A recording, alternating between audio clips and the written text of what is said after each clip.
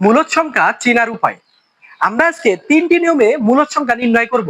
দেখো এখানে আমি 1 নম্বর লিখছি যে কোনো পূর্ণ সংখ্যাই মূলদ সংখ্যা। যেমন +-2, +-3, +-4 আমি লিখতে পারি +-5। এই সংখ্যাগুলোকেই বলা হয় মূলদ সংখ্যা। এখন দেখো এখানে পূর্ণ সংখ্যা বলতে কোনগুলো বলবো? এই যে +-2, +-3 এবং +-4 এই সংখ্যাগুলোই কি বলতো? মূলদ সংখ্যা। এবং এই সংখ্যাগুলোই আবার হচ্ছে কি পূর্ণ সংখ্যা, তাই না?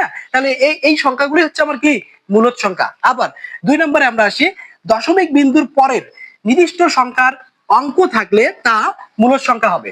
দেখো আমি যদি 1/2 কে ভাগ করি, ফলাফল আমি কি পাচ্ছি 0.5, অর্থাৎ এর পরে কিন্তু কোনো সংখ্যা আসতেছে না, তাহলে সেটা কি মূলদ সংখ্যা।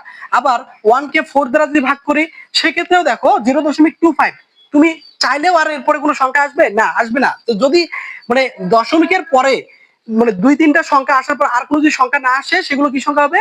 মূলদ সংখ্যা হবে।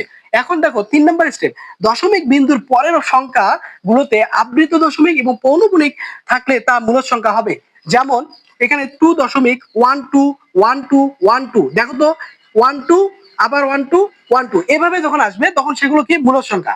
আবার 0.705 এভাবে যখন আসবে তখন সেই সংখ্যাগুলো কি হবে বলতো? মূলদ সংখ্যা হবে। ঠিক আছে।